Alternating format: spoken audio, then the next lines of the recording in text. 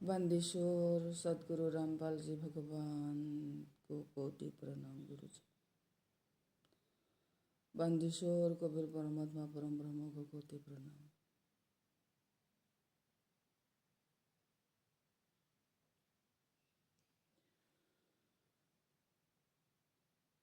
आज मैं परमात्मा के दूत नंदिनी श्रीदास जी आप लोगों को मैं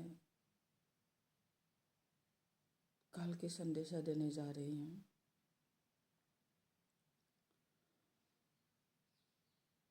काल ब्रह्म शैतान की गला परमात्मा काट देने के बाद बिस्तर पर ही पड़ा रहा था और काल ब्रह्म शैतान की काल लोक में जितने भी हजारों पत्नियां हैं, हजार कहने से गलती होगा, करोड़ों पत्नी है, तो वो पत्नी रो रहे थे, लेकिन काल मरा नहीं था, बिस्तर पर पड़ा था कटा हुआ गला लेके और उठने की बार बार ऐसे कोशिश कर रहा था। और कटा हुआ गले के अंदर येलो कलर का कुछ पदार्थ थे, मैंने एक वीडियो में बताई थी। कटा हुआ गले के अंदर से छोटे छोटे काल निकल के आ रहे थे और मुझे अटैक करते रहते थे और बार बार ऐसे उठने की कोशिश कर रहे थे, उठने की कोशिश कर रहे थे बिना गला के। तो अभी क्या हुआ, कल सैटरडे को क्या हुआ, वो कटा हुआ गला उठा लिया उसने। गला नहीं है, बिना गले के वो मेरे सामने, जब मैं ड्यूटी करने के लिए बैठी थी तब मेरे सामने आए थे।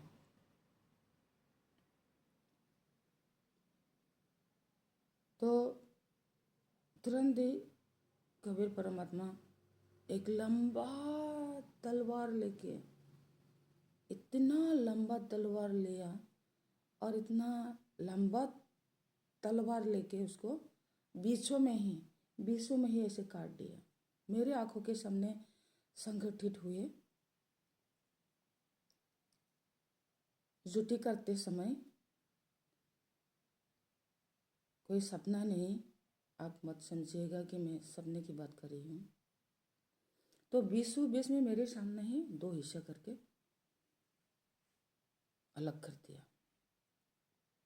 वो हिस्सा, कटा हुआ हिस्सा काल लोक में चला गया, दोनों टुकड़ा बीच में काट दिए थे और बिस्तर के राइट साइड और लेफ्ट साइड में गिर गए, दो हिस्से हो गए।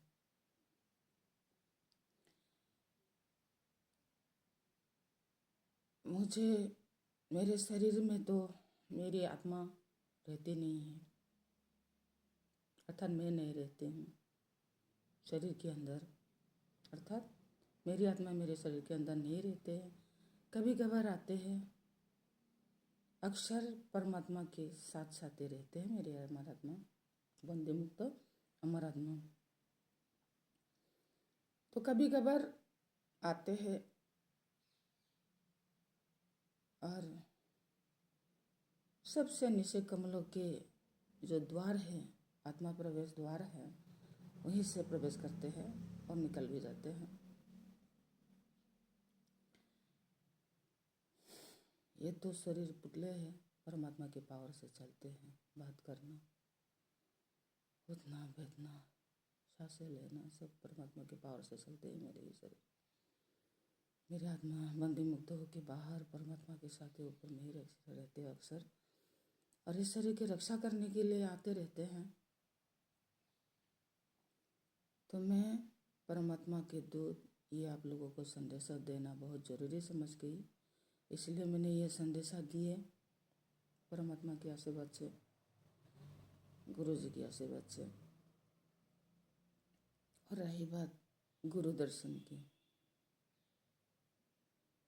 गुरु दर्शन कभी भी मिस मत कीजिएगा। आप लोगों को हाथ जोड़ के विनती है, हे भगवत्माओं, क्योंकि जितने भी निगेटिविटी होते हैं, किसने तना टुटका कर दिया हो, कुछ छोड़ दिया हो, या कुछ निगेटिविटी है, तो वो अपने ओर खींच लेते हैं। कोई कोई तो ऐसे भी बोलते हैं कि गुरुजी नहीं बोलते हैं, वीडियो कॉल कर जब करते हैं गुरुजी नहीं बोलते हो, फोटो वीडियो दिखाते हैं। ये बिल्कुल झूठ है, ये सत्य नहीं है। गुरुजी ऐसा है, जब गुरुजी का वीडियो कॉल आते हैं, गुरुजी हम लोगों से बात करते हैं, तो गुरुजी साक्षात होते हैं। जिस स्क्रीन में, जिस पर्दे में गुरुजी बात करते हैं ना, वहां से बाहर खड़ा हो जाते हैं साक्षात। आप लोगों के पास दिव्य दृष्टि जिनके पास नहीं है वो देख नहीं पाएंगे ये बात को। आप लोग सोचते हो गुरुजी का वीडियो ही दिखा रहा है बार बार, ये सच नहीं है। गुरुजी स्वयं जो बात कर रहे हैं ना, गुरुजी स्वयं बात करते हैं। गुरुजी वहां से बाहर साक्षात खड़ा भी हो सकते हैं तुम लोगों के पास, पर्दे से निकल के। आप लोगों को पता नहीं है शायद, इसलिए जो हम लोग तो धरतीवासी बहुत दुखी होते हैं। ये सुख का कोई नाम और निशान नहीं है। यहाँ गंदे लोग है ना, इस गंदे लोग में सुख, सम्मान, इज्जत, इसको लालच करना भी गलती होगी। मिलते नहीं हैं ऐसे यहाँ, क्योंकि गंदे लोग में गंदे लोग की गंदे वस्त्र होते हैं। वस्त्र मतलब शरीर, जो शरीर पाप से भरा हुआ होते हैं। और पूज्य परमात्मा रामपाल जी गुरुदेव की गुरु मंत्र भक्ति से धुल जाते हैं। बाकी कोई ऐसा मार्ग नहीं जिससे शरीर की गंदगी पाप को धुल सके।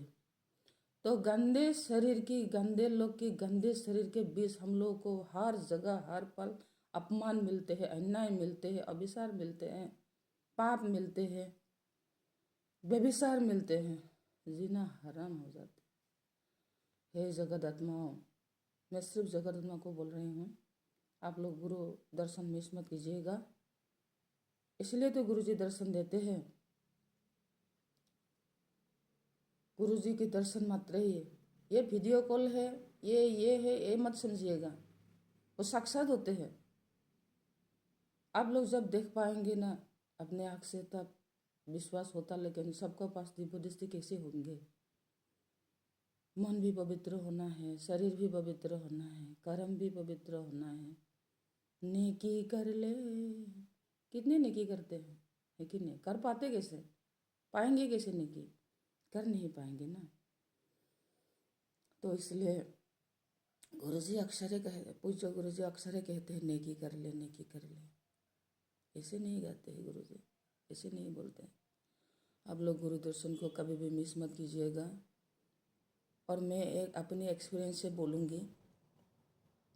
मेरे जितने भी सवाल होते हैं मन में, जो मैं मन में कहती रहती हूँ, मेरे तो गुरुजी के सत्संग में ऑन करके सोती हूँ ना, जब तक नींद नहीं आते हैं, तो मैं जो मन में मेरे सवाल होते थे, जितने भी सवाल होते थे, तो वो सवाल मोबाइल के अंदर से मेरी मन की सवाल को गुरुजी बोलते रहते हैं।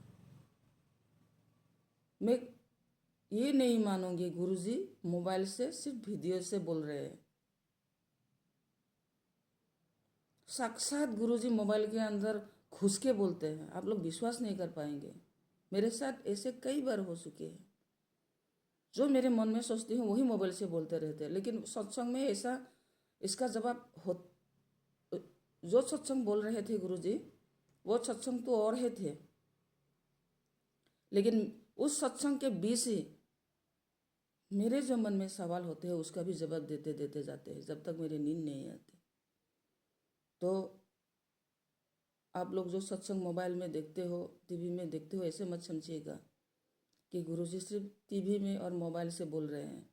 साक्षात बोलते हैं, विश्वास नहीं होंगे आप लोग, साक्षात बोलते रहते हैं। वहाँ से निकल के खराब भी हो सकते हैं। गुरुजी इतना परमात्मा है।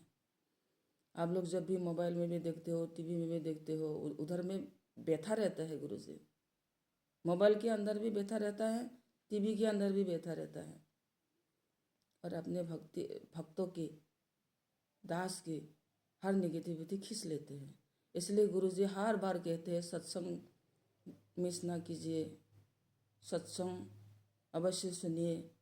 और मेरी ओर से कह रहे हूँ, गुरु दर्शन मिस मत कीजिएगा। फायदा ही फायदा है। कितना फायदा होंगे आप लोग को कल्पना नहीं कर पाएंगे आप लोग। मैं तो परमात्मा की गुलाम हूँ, दास हूँ, शरण में पड़ा रहा दास हूँ, और परमात्मा की दूत हूँ। ऊपर का जो न्यूज़ है, संदेशा है, वो मैं आप लोगों को पहुँचाने के काम करती हूँ। ये मेरे सबसे बड़ा परमात्मा की ओर से ड्यूटी है। ये ड्यूटी लगा दिया है मालिक ने मेरे ऊपर। मुझे 20-20 में मुझे संदेशा देना पड़ेगा आप लोगों को, क्या ऊपर में क्या क्या चल रहे हैं। कल 2 हिस्से 2 टुकड़े हो चुके हैं। परमात्मा ने आप लोगों के लिए ऐसा किया है। आप लोग सोचिए, परमात्मा कितना प्यार करते हैं आप लोगों से, कितना चाहते हैं आप लोग। गुरुजी बोलता है ना, 500 यज्ञ, सेवा, दान, सिमरन जो बोले हैं आप लोगों को तो पता है, मुझे कहने की कोई ज़रूरत नहीं है। वो सब कंटिन्यू कीजिएगा। सेवा परमात्मा का शरीर है। अगर परमात्मा के ही होना चाहते हो, परमात्मा का शरीर परमात्मा में ही लगा दीजिए आप लोग। जगत में लगा के कोई फायदा होने वाला नहीं है। जगत में लगाया, अरबों करोड़ रुपया कमा लिया, ज़मीन खरीद लिया, बड़े बड़े कार खरीद लिया, बड़ा अमीर सेठ बन गया। मरने के बाद क्या होगा? ये सब साथ यहाँ यही छोड़ के अकेले जाना पड़ेगा। और जो ज़मीन खरीदे थे, उसी के ज़मीन के अंदर कीड़ा बन के रेंगना पड़ेगा। तो क्या फ़ायदा? जगत के पीछे दौड़ने से क्या फ़ायदा? जीरो मिलेंगे। इसलिए जगत से ज़्यादा परमात्मा के लिए ये शरीर लगाए तभी परमात्मा को बनेंगे। परमात्मा के बनने के लिए, परमात्मा के लिए ये शरीर, मिट्टी का शरीर लगाना पड़ेंगे आप लोगों को। जैसे भी बन पड़े, ऐसे नहीं कि मैंने सब इनकम करेंगे तो खाएंगे कि, या सोचते होंगे कोई कोई इनकम करेंगे। अरे खिलाने वाला, सबसे बड़ा खिलाने वाला तो परमात्मा है। परमात्मा नहीं देंगे तो आपको खाना भी नसीब नहीं होते। ये आप लोगों को बात समझ में नहीं आएंगे। अगर पैसे पकड़ में पैसा होते हुए ही आप लोग को वो खाना नहीं मिलेंगे जो आप खाना चाहते हो। अगर परमात्मा ना दे तो खिलाने वाला तो परमात्मा है, उसके ऊपर छोड़ दीजिए आप लोग, और कर्म भी करना पड़ेंगे। गुरुजी ऐसे नहीं बोला है, गीता में बोला है ना, सन्यासी होके भीख मांगने से ज़्यादा अच्छे है कर्म करके खाना। सन्यास से भी कर्म योग को ऊंचा बताया है। तो आप लोग ज़्यादा, मैंने बोला है ज़्यादा परमात्मा की सेवा में लगाइए। मिट्टी के शरीर को, मिट्टी के शरीर है, पुतले है परमात्मा के। और मैं इसे 20-20 में एक बात बोलना चाहती हूँ। कोई बोलते हैं, अक्सर टीका लगा के, कोई वस्त्रों कलर होते हैं ना, येलो कलर का, ऑरेंज कलर का, कोई वस्त्र लगा के, तिलक लगा के, बड़े बड़े माथे में तिलक लगा के, कंठी माला धारण करके ये बोलते हैं कि मैं ब्राह्मण हूँ, मैं कथावाचक हूँ, मैं बहुत बड़ा संस्कृत की पंडित हूँ, मैं ज्ञानी हूँ, समस्त वेद शास्त्रों का ज्ञान है। ऐसे जो सोचते हैं, मैं उन लोगों को मैं एक सवाल का जवाब मांग रही हूँ आज वीडियो के माध्यम से। आप लोग एक सवाल का जवाब दीजिए मुझे। आप लोग अगर इतने ही संस्कृत के पंडित है, आप लोगों को इतना ही शास्त्रों का ज्ञान है, तो आप लोग सिर्फ एक सवाल का जवाब दीजिए आप लोग मुझे। ये प्रिलिमिनरी ज्ञान के ऊपर मैं ये सवाल करूंगी। वो सवाल है, जो शरीर आप लोग सजा के बैठे हो, तिलक लगा के, वस्त्र पहना के, डिजाइन करके, मैं ब्राह्मण हूँ, मैं वो हूँ, मैं वो हूँ, जो सजा के बैठे बैठे हो, वो शरीर क्या आप है क्या? आप कौन हैं? इसका जवाब दीजिए पहले। ये प्रिलिमिनरी ज्ञान है। जो शरीर को आपने सजाया है, वो शरीर आप है क्या? कौन हो तुम? कौन है आप? इसका जवाब दीजिए मुझे।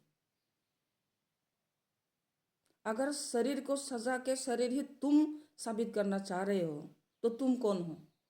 तो शरीर तो जब मृत्यु के बाद जमीन के अंदर चले जाते हैं, तो आप नरक और सरक भोगने के लिए कौन जाते हैं? इसका जवाब दीजिए मुझे। अगर आप लोग इतना बड़ा संस्कृत के पंडित है, इतना ज्ञानी है, तो आप लोगों को तो शरीर जो आप नहीं है, ये प्रिलिमिनरी ज्ञान तो होना चाहिए ना आप लोगों को। क्यों नहीं है? शरीर से अपने आप को साबित करने के लिए क्यों कोशिश करते हैं? शरीर तो आप हो ही नहीं, आप आत्मा हो, शरीर के अंदर बंदी हो। हाथ भी बंधा हुआ है, पैर भी बंधा हुआ है।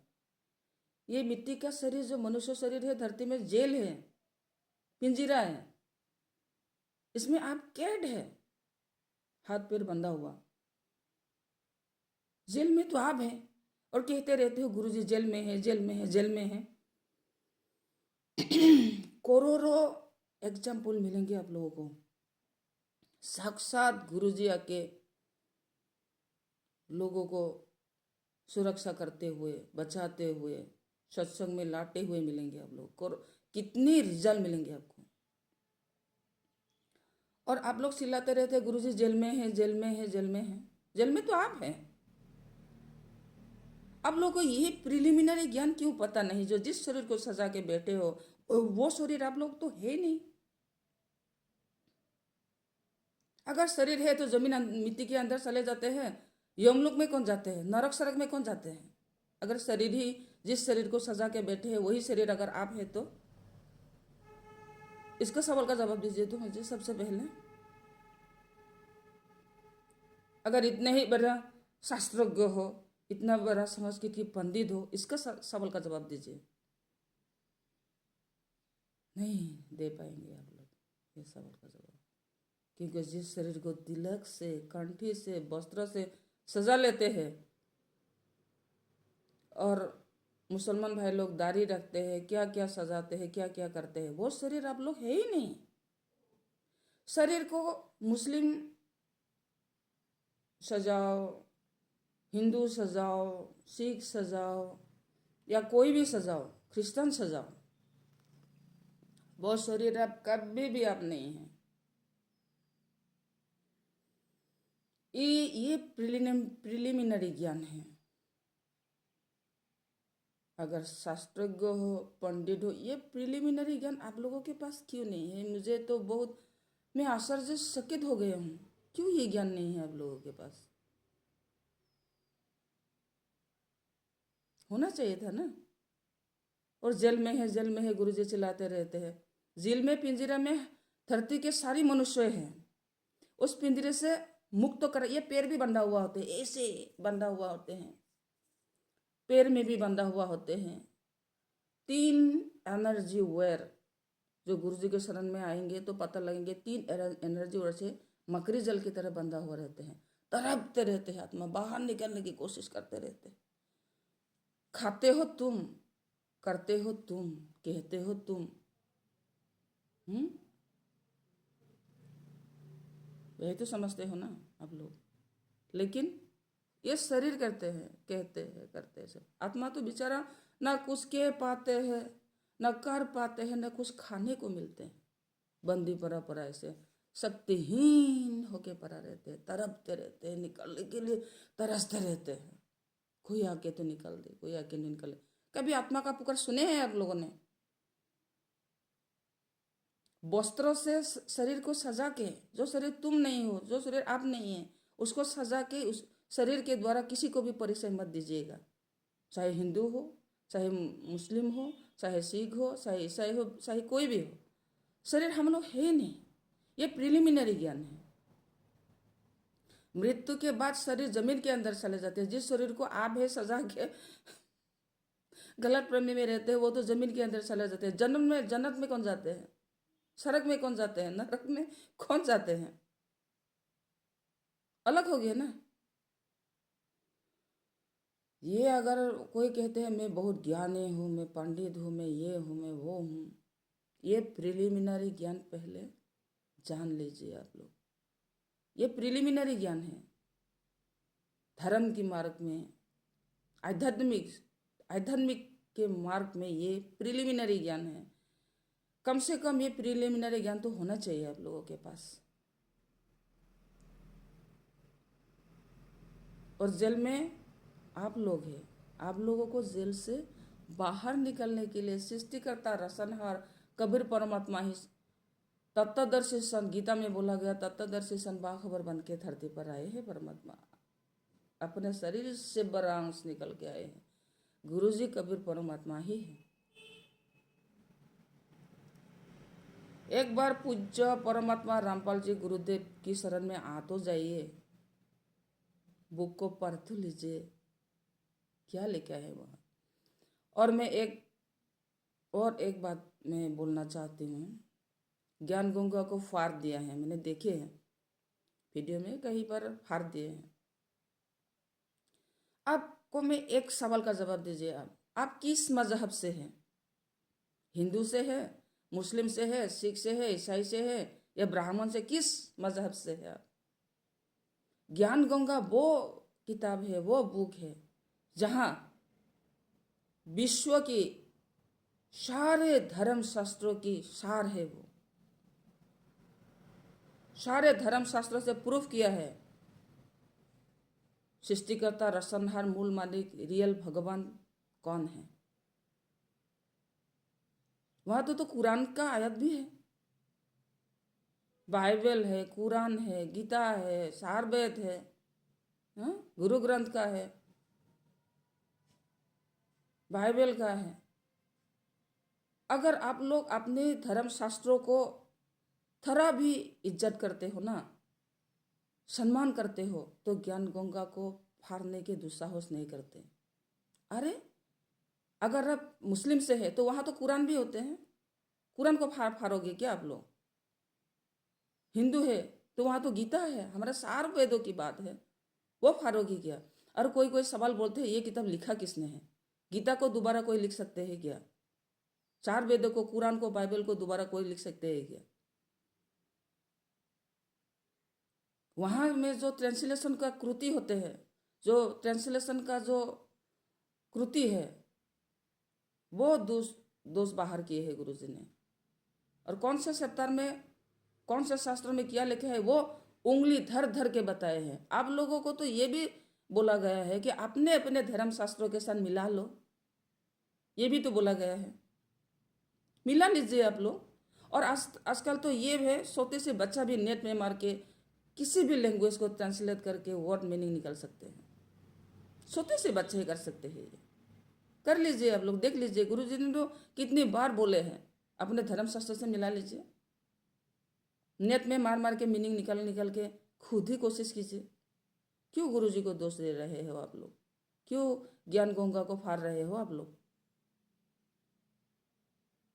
अपनी अपनी धर्म शास्त्रों पर जरा भी अगर श्रद्धा है, नमन है, बंधन है, तो ज्ञान गंगा को कभी भी मत फाड़िएगा। ये पंचम वेद है जो काल ब्रह्म शैतान ने नष्ट कर दिए थे,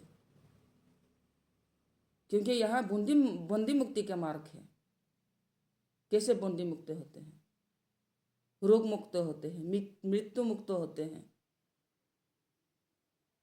उसी का मार्ग है। कैसे अमरत्व प्राप्त होते हैं, उसी का मार्ग है। उसी को फाड़ते हो आप लोग, हाँ, बिना पढ़े। एक बार पढ़ तो लीजिए। अपने आप को मैं ये हूँ, मैं संस्कृत का पंडित हूँ, मैं बहुत ज्ञानी हूँ, मैं बहुत ये हूँ, ये सोचना भी अहंकार होता है। मैं ही अहंकार होते हैं। ये प्रिलिमिनरी ज्ञान भी आप लोगों के पास नहीं है। मैं बहुत संस्कृत का पंडित हूँ, मैं ये सब ज्ञान है मुझे, ये अहंकार होते हैं। अगर आप आध्यात्मिक मार्ग में थोड़े सी ज्ञान होते तो आप लोग मैं चिल्लाते नहीं। मैं ही अहंकार है, मैं हूँ मैं हूँ मैं हूँ मैं हूँ, यही अहंकार होते हैं। आध्यात्मिक मार्ग में तो अहंकार की कोई जगह नहीं होती। अहंकारी का स्थान नहीं होते आध्यात्मिक मार्ग में, आगे नहीं जा पाएंगे। अहंकार को त्याग करना पड़ेंगे आप लोग। पहले ज्ञान गंगा को पढ़ लीजिए आप लोग, ये पंचम वेद है, बड़ी इज्जत से भक्ति से पढ़ लीजिए। मेरे घर के आसपास एक बहुत बड़ा कृष्ण भक्त औरत थे, सच्ची घटना बता रही हूँ। मेरे घर के बगल में रहते हैं, थोड़े आगे। उसके छोटे बेटे ने ज्ञान गंगा पुस्तक लाके रखे थे। मैं ज्ञान गंगा पुस्तक देने के लिए गए थे, तो मुझे जाते ही बोला कि मेरे छोटे बेटे ने ज्ञान गंगा लाके दी है मुझे। और क्या बात है, ज्ञान गंगा से एक भगवान निकला। मेरे कुछ ही दिन पहले ऑपरेशन हो चुके थे, और जो ऑपरेशन हो चुके थे वहाँ थोड़ा पेन हो रहे थे, फिर दोबारा डॉक्टर के पास जाने वाले थे। तो वो ज्ञान गंगा पुस्तक से एक भगवान निकला, ये जब पागुरी वगैरी मारा हुआ है, भगवान निकला। निकल के एक दूरबा लिए, बन जो क्या बोलते हैं, दूरबा बोलते हैं ना, वो तोड़ लिए एक दूरबा। तो दूरबा तोड़ के क्या किया, वो जो पेट में जो ऑपरेशन हुए थे वो सिलाई थोड़ा फट गए थे, वो सिलाई की तरह से नहीं हुए थे। तो वो ज्ञान गंगा से निकला हुआ भगवान दूरबा एक छीन के वो सिलाई कर दिया। तो मुझे जाते ही उस औरत ने मुझे ऐसे बोले, देखिए आप लोग, गुरु जी के शरण में आए नहीं वो औरत, लेकिन मांस मछली नहीं खाते थे और कृष्ण भक्त थे, बहुत आध्यात्मिक मार्ग में गीता में बहुत विश्वास रखते थे। तो वहाँ में सोते बेटे ने ज्ञान गंगा घर में रख दिए थे, ना गुरु जी के शरण में आए, ना ज्ञान गंगा किताब को पढ़ा, ऐसे ही भक्ति से, बहुत भक्ति से पूजा के स्थान पर रख दिए थे औरत ने, बहुत श्रद्धा से रखे थे। तो इतना रिजल्ट मिले हैं ज्ञान गंगा घर में, जिनके घर में है उन लोगों को मैं हाथ जोड़ के विनती हूँ, आप लोग ज्ञान गंगा को बहुत श्रद्धा से रखिएगा, और आप लोग ज्ञान गंगा को पढ़िएगा। और पढ़ने के बाद जो ज्ञान गंगा में भक्ति मार्ग दिए हुए हैं, जो गुरु मंत्र लेने की बात करते हैं, वो आप लोग जरूर लीजिएगा। किताब को पढ़ने से सिर्फ नहीं होगा, भक्ति विधि और गुरु मंत्र भी साथ साथ में कंटिन्यू करना पड़ेंगे हम। और किताब में होते ही है एड्रेस वगैरह, कॉन्टेक्ट नंबर होते हैं, वो कॉन्टेक्ट नंबर से आप लोग नज़दीकी नामदान केंद्रों की पता लग जाएंगे, और ऐसे ही नज़दीकी नामदान केंद्रों में आके आप लोग भक्ति विधि और गुरु मंत्र प्राप्त कर सकेंगे। आ जाएगा।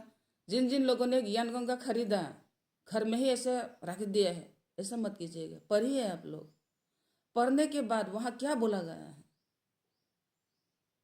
वो सोचिए, आप लोग गौर से सोचिए। परमात्मा की हर एक वाणी, हर एक शब्द अनमोल होते हैं, पापनाशक होते हैं। वाणी को सुनने मात्र ही पाप नाश हो जाते हैं, इतने शक्ति होते हैं ज्ञान गंगा में। और उसी ज्ञान गंगा को फाड़ा, उसका ज्ञान गंगा को फाड़ना मतलब परमात्मा को ललकारा है इसने। तो परमात्मा का ललकारने का नतीजा क्या होगा?